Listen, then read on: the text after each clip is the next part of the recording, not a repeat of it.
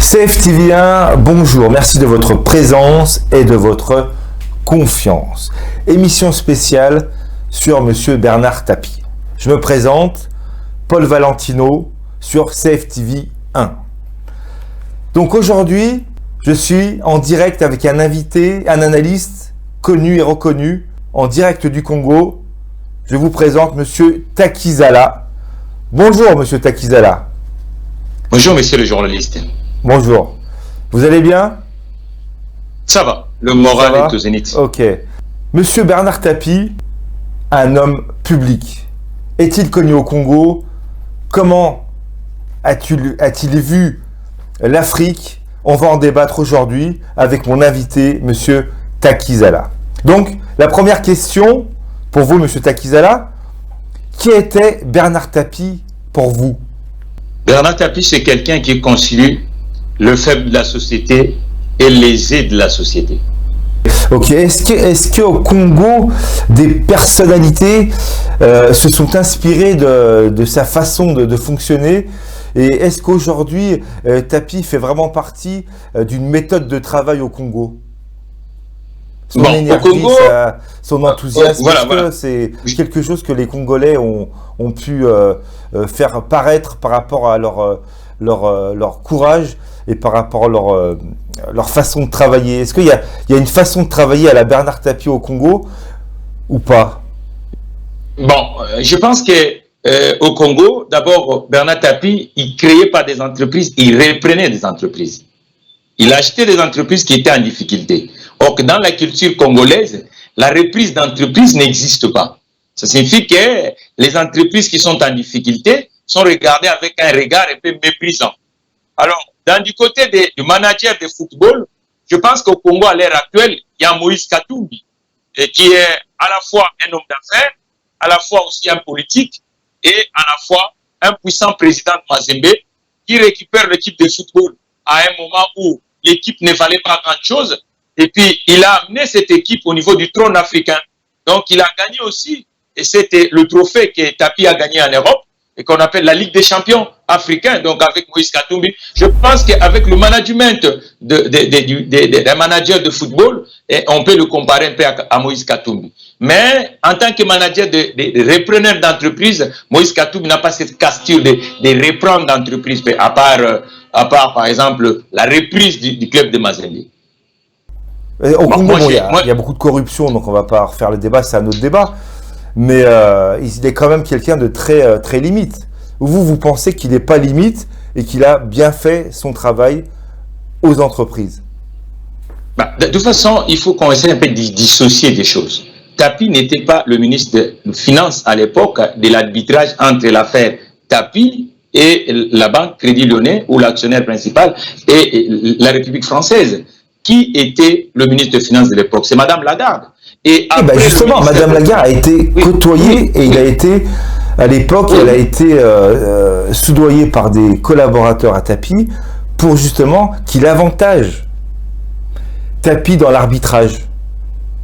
Et il y a eu des fuites de comptes, de virements à l'époque qui a fait qu'aujourd'hui ça a été jugé et qu'il a dû payer tout ça. Mais vu que c'est des grands hommes politiques et que c'est des gens qui sont intouchables, l'affaire a été étouffée. Mais même Lagarde, elle avait des intérêts à que Tapie gagne. Non, Paul, moi je ne pense pas à ça, monsieur Paul. Le problème est que vous devez comprendre que le problème, lorsque Tapie, ces arbitrages s'est fait entre Crédit Lyonnais et monsieur Bernard Tapie, le ministre c'est Madame Lagarde, le président de la République c'est je vous coupe 2 secondes. C'est que Madame Lagarde, à l'époque, elle a plus avantagé Tapie que Adidas. Non.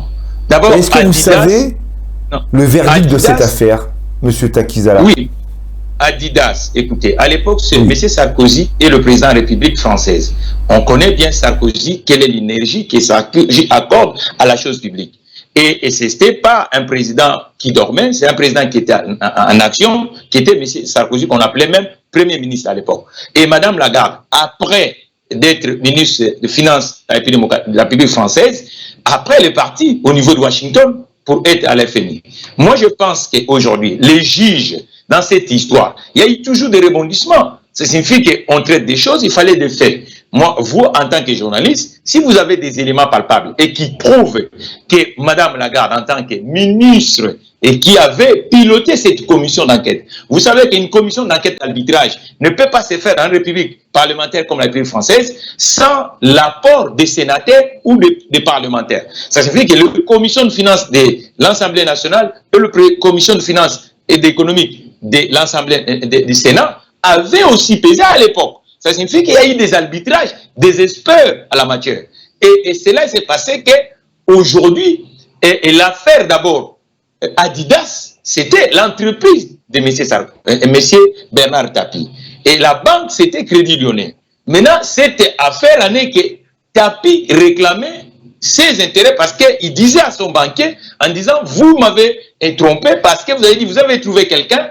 Maintenant, bizarrement, c'est vous qui achetez. Ça veut dire que c'est la banque qui a acheté les activités pour revendre après et faire le plus valide. Donc, c'est pour cela, c'est comme vous avez un avocat, vous faites confiance à un avocat, et bizarrement, l'avocat va compléter, par exemple, contre vous. Vous dites non, vous vous sentez victime, et vous retournez pour plaider dans des tribunaux. Moi, je crois le mot escroc, le mot tout ça, ainsi de suite, un peu trop fort, M. Paul. Je crois que nous devons être quand même rationnels parce que des hommes au carré de M. Bernard Tapie, la France en a besoin et le monde en a besoin.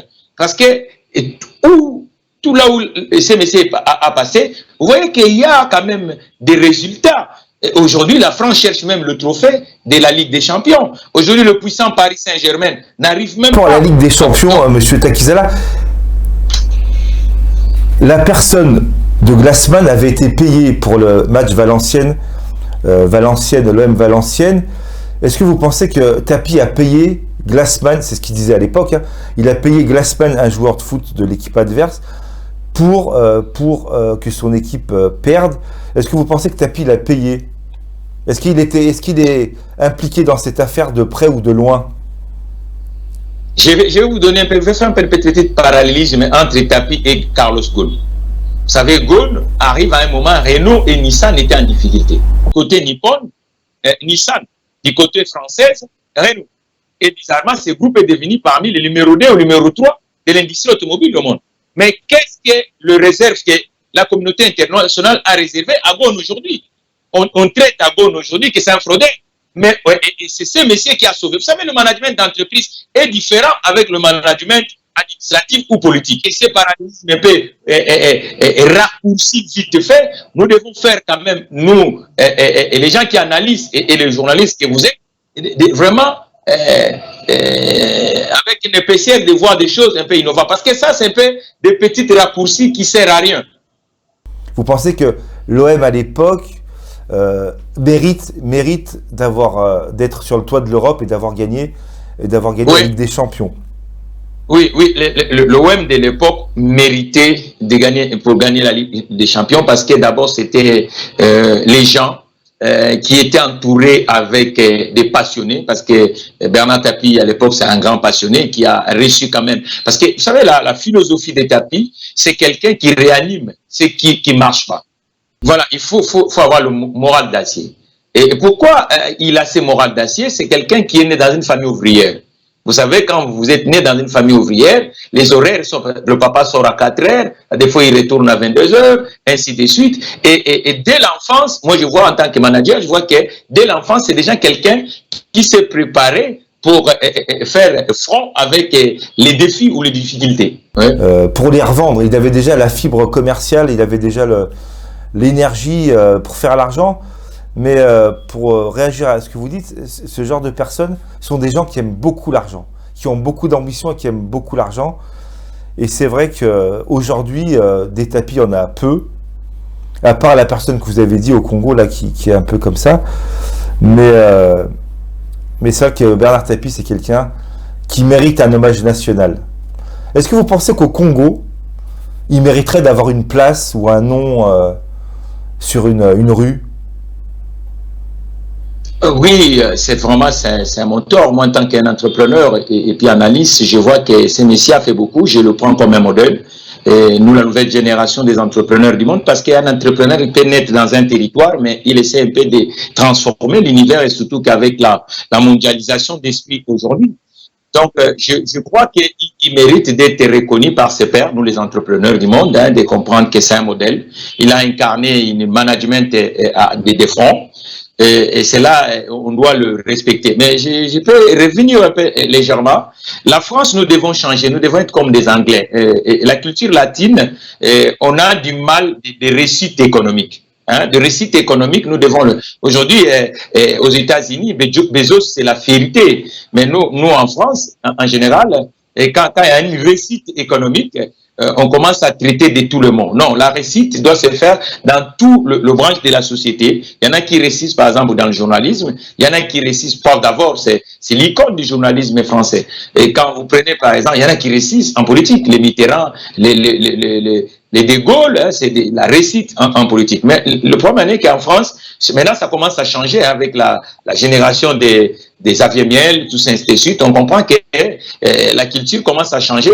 On va plus vers la culture anglo-saxonne que la réussite. Et quand quelqu'un réussit aux affaires, le Pinot, par exemple, fait la fierté.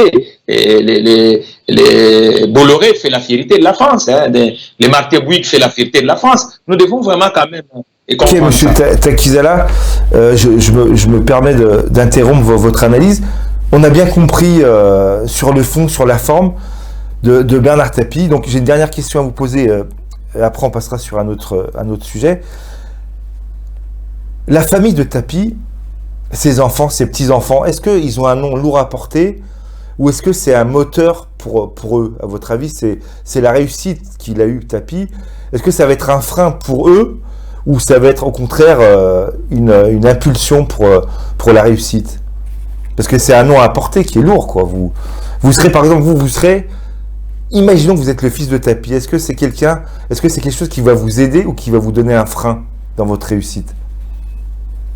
Bah, si moi j'étais à la place des enfants de Tapie, je pense que je vais travailler plus. Je peux pas beaucoup s'amuser parce que c'est déjà quelqu'un, quand on voit l'extrémité, hein, fils d'un ouvrier et puis un puissant homme d'affaires congolais et français et puis un puissant homme d'affaires européen et puis un manager, un politique. Il a réussi hein, parce que Tapie dans sa vie, ministre, député. Et il a fait plein de choses. Ouais. Acteur, et animateur télé, hein, il a animé beaucoup d'émissions aussi. Et puis député, hein, il a été député des ministres. Voilà. Ministre de la Ville. Donc, vous voyez, c'est déjà un professeur hein, pour ses enfants. Je crois que ses enfants, Laurent et les autres, et Sophie, doivent quand même prendre leur papa comme le prof, hein, le mentor, le coach. Voilà, c'est déjà un atout, mais il faut beaucoup de travail parce qu'il a mis la barre tellement haute. Ouais, qu'il faut qu'il reprenne tout ça. Ok, on va passer au sujet suivant sur Zemmour. Éric Zemmour, donc une personne qui est rentrée dans la politique française dans un premier temps en tant qu'essayiste et écrivain, ok, qui a fait beaucoup de clashs, qui a eu beaucoup de procès pour racisme et tout ça. Et aujourd'hui, il est rentré dans l'échiquier politique français. La première question que je vous pose, monsieur Takizala, sur monsieur Zemmour, pour vous, Éric Zemmour, est-il un candidat crédible pour la présidentielle ou c'est juste une personne qui gravite autour de la présidentielle mais qui ne va pas réussir à se faire entendre? Est-ce que pour vous, c'est quelqu'un de crédible pour la présidentielle? Contre Macron, Le Pen, tout ça. La politique française nous a enseigné à chaque fois qu'il y a toujours des phénomènes. Hein. Donc, à chaque fois, il y a des élections. En France, celui qui comprend et qui autopsie sa société, il devient phénomène. Hein. Vous savez, Chevènement, c'était un phénomène. Phénomène dans la politique dans les années qui viennent de passer. De Gaulle, Barre, Descartes, ainsi de suite, Macron, ainsi de suite. Donc, je crois que aujourd'hui, Zemmour, c'est quelqu'un qui a fait vraiment lecture de la société congolaise, de la société française. Qu'est-ce qui manquait? Qu'est-ce que les gens reflétaient? Aujourd'hui, la société française, le repli des choix est beaucoup plus en France aujourd'hui. Ça signifie que, comme la mondialisation est arrivée, avec les crises, l'industrie est partie, beaucoup de Français travaillent, ont un pouvoir d'achat qui est faible. Maintenant, le discours, c'est plus vraiment l'idéologie. Les discours sont venus plus des discours d'extrême, des discours de totalitarisme, des discours pour eux, hein, en fait, l'extrémisme aujourd'hui en France, c'est parler contre, par exemple, celui qui est venu d'ailleurs. Et c'est ce qui passe aujourd'hui quand vous regardez un peu. Regardez les derniers sondages qui sortent aujourd'hui. Et puis, Zemmour, c'est un journaliste. Il commence chez Figaro, et puis après, il devient essayiste, et tout ça, ainsi de suite. Je crois qu'en tant que journaliste, ça a essayé un peu d'analyser. Et puis, Zemmour, c'est quelqu'un qui a fait Sciences Po, donc il comprend la sociologie de la société française. Donc, aujourd'hui, il a bien compris que la France va plus à droite. Hein, la France est beaucoup plus à droite. Quand vous regardez les sondages qui sont en train de passer aujourd'hui via l'élection. Monsieur Takizara, est-ce que Zemmour, c'est un Le Pen en double, ou c'est quand même quelqu'un de plus puissant que Le Pen, quelqu'un qui a plus d'écoute que Le Pen? Moi, je crois qu'aujourd'hui, le phénomène Zemmour, c'est l'échec de la droite et de la gauche. Et ceux qui vont souffrir encore plus, c'est la gauche française. Ils font très peu de scores et je pense pas qu'ils soient au deuxième tour de l'élection. Je pense que celui qui a loupé que la gauche revienne aux affaires, c'est Mélenchon. Mais Mélenchon, au lieu de rester dans la République, il est allé plus dans l'extrême. Et cela a donné une couloir. Et comme le centre ne pèse plus en France, parce que le centrisme est quasi inexistant aujourd'hui, quand les candidats qui ont le fibre centriste est de plus en plus faible. Maintenant, aujourd'hui, c'est la droite. Hein. La droite républicaine manque aussi un peu la niaque. Quand vous prenez Xavier Bertrand, vous prenez Madame Valérie Pécresse, quand vous prenez par exemple Le Pen, Marine Le Pen, vous verrez déjà que rien que la droite prend beaucoup. Et celui qui faisait un peu comme le mixage entre la droite et la gauche, c'était Emmanuel Macron. Maintenant, Emmanuel Macron, comme il a le pouvoir, et avec la crise de Covid-19, les résultats, parce que n'oublions pas qu'il y a eu des gilets jaunes dans des ronds-points. Donc il y a eu beaucoup de choses. Sur Macron, ça l'a bien aidé. Ça l'a bien aidé à camoufler tout son désastre, parce que bon, il faut dire ce qui est.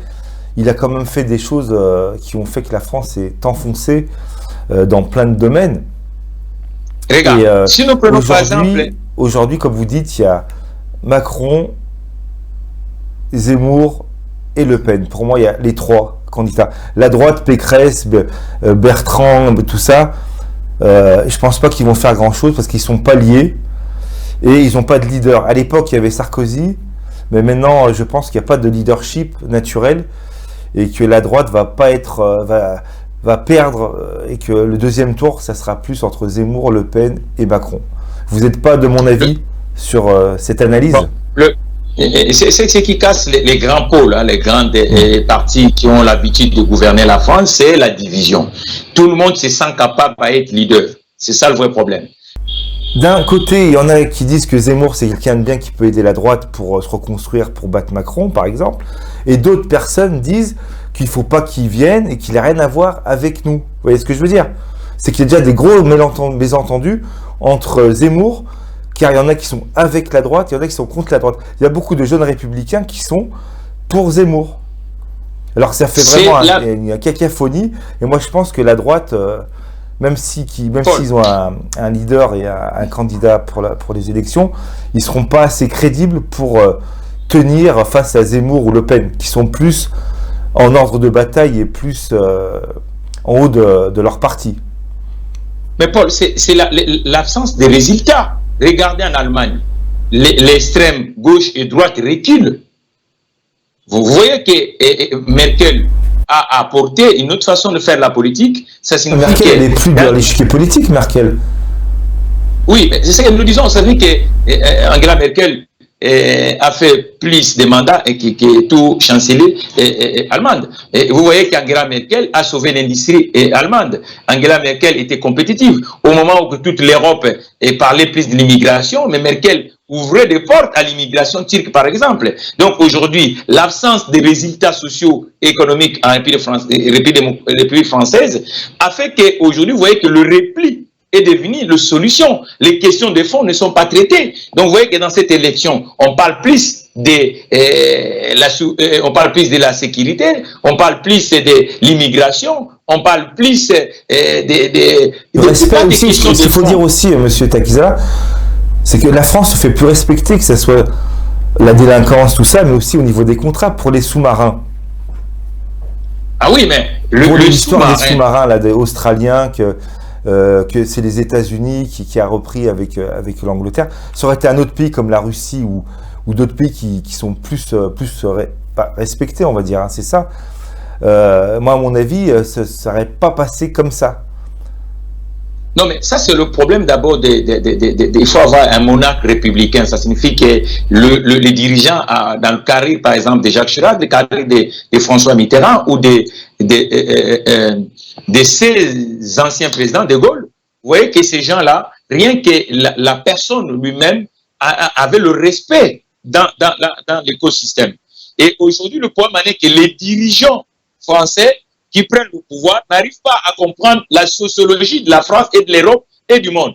Et vous allez voir qu'aujourd'hui, prenons par exemple l'industrie nouvelle, la nouvelle technologie. Et vous voyez que les entreprises américaines et chinoises, par exemple, prenez Apple, vous prenez par exemple les GAFA, qui sont de puissants aujourd'hui parce qu'on met beaucoup de paquets là-dedans et ces entreprises sont de plus en plus puissantes. Et vous prenez par exemple Alibaba. Donc aujourd'hui, le problème est que les questions économiques ne sont pas vraiment traitées d'une façon concrète. Il faut que maintenant, il faut que la France revienne, la France qu'on a toujours connue à l'époque. Donc il faut que les industriels français et les politiques fassent le métissage et le mixage. Parce qu'aujourd'hui, le chômage français permet maintenant aux extrêmes de gagner de l'espace. Parce que ce sont de ce terreau pour mettre leur politique qui est fausse, quoi. Voilà, qui donc est vous voyez fausse, que c'est ça, c'est cette recul. Prenons par exemple, dans notre enfance, moi, je suis né au Congo, et les entreprises françaises étaient présentes même dans l'industrie de l'automobile. Et aujourd'hui, la France recule aujourd'hui dans le continent, pas même dans le carré français qu'on appelait à l'époque. Le carré français signifie que tous les États qui partagent la langue culturellement avec la France. Vous venez par exemple une grande mégapole comme Kinshasa, si les véhicules circulent, vous verrez que les véhicules français sont absents. Donc ça déjà c'est un énorme manque à gagner. Au lieu qu'on parle de l'économie, au lieu qu'on traite l'économie, et aujourd'hui nous restons à cette idéologie de l'extrême. Parce que là le débat, le sujet, on s'éloigne du sujet, c'est ça, on part sur un autre thème. Donc on va revenir sur Zemmour, si vous voulez bien. Donc est-ce qu'il peut gagner? Est-ce qu'il franchement il peut gagner en France de votre pays, de votre analyse à vous, personnellement? Est-ce que vous pensez que Zemmour peut gagner? Parce que il faut quand même savoir qu'à l'époque, Macron, il n'était pas favori du tout. Et il est passé. Ah oui. Donc là, ça peut faire la surprise et il peut peut-être passer. Mais il y a des conditionnalités si Zemmour veut gagner l'élection présidentielle. Donc, qui ne se focalise pas uniquement dans ses discours islamiques, religion. Mais ça, c'est son terreau, c'est ce qui va le faire amener des voix. Mais c'est son terrain. Il faut que maintenant Zemmour construise un discours économique. Quelle est la politique économique de M. Zemmour? S'il arrive aujourd'hui en France, un pays qui a un recul dans la balance commerciale internationale, quelles sont les politiques et du point de vue économique, avec le taux de chômage qui est aujourd'hui au niveau de la France, avec la crise, et maintenant il faut que Zemmour apporte un peu des ingrédients dans le terrain, et parce qu'il ne peut pas gagner seul. En fait, ce que vous voulez me dire, c'est, M. Takizala, qu'il faut qu'on voit le programme de Zemmour. Est-ce que vous avez le programme de Zemmour? Est-ce que vous avez vu, je ne sais pas moi s'il a encore, il a parlé des prénoms, il a parlé de l'identité nationale, qu'il est très, très patriote. Mais est-ce que vous avez son programme? Non, vous ne l'avez pas, de vos sources? Jusqu'aujourd'hui, le phénomène de Zemmour, il n'est pas encore candidat. Mais je crois que en tant qu'analyste et puis entrepreneur, économiste et formation, je dirais qu'il faut que Zemmour taille maintenant le programme. Donc, à part ces marqueurs du côté du prénom identitaire, religion, islam, tout ça, ainsi de suite, il faut que maintenant Zemmour remonte dans le terrain social, qu'est-ce qu'il propose, dans le terrain de logement, qu'est-ce qu'il propose, dans le terrain de transport, mobilité des Françaises, qu'est-ce qu'il propose, dans le terrain de l'international, leur relation avec, par exemple, l'Atlantique, qu'est-ce qu'ils proposent, l'Union européenne, aujourd'hui avec l'euro, qu'est-ce qui sont les solutions, est-ce que lui va faire une précise? Oui, là on parle du programme de monsieur Zemmour. Je rappelle qu'on est sur CFTV. Voilà. Je rappelle qu'on est sur CFTV1 et que on est sur CFTV1. Abonnez-vous, laissez un commentaire, likez. Votre avis nous intéresse. Je suis avec mon invité en direct du Congo, Monsieur Takizala. On est en train de parler de Zemmour, de sa candidature. On a fait le tour. J'espère que cette émission vous a plu. Je laisse la conclusion à Monsieur Takizala. Donc on a parlé un peu de son programme, de sa relation avec Le Pen, de sa personnalité qui peut gagner l'élection. Donc Monsieur Takizala, la dernière question que j'ai à vous poser sur Monsieur Zemmour, est-ce que au Congo il y a un Éric Zemmour? Est-ce qu'au Congo il y a une personne qui lui ressemble contre Tshisekedi? L'extrémisme congolais, c'est le tribalisme. Et ça monte de plus en plus aujourd'hui en pays démocratique du Congo, parce que dans le terrain social et dans le terrain économique, il n'y a pas de résultat. Je vous informe, cher Paul, que le taux de chômage congolais, c'est 85% de la population active. Je vous informe que l'informel est au niveau de 85% aussi. Donc, l'activité économique autour de l'informel est au niveau de 85%.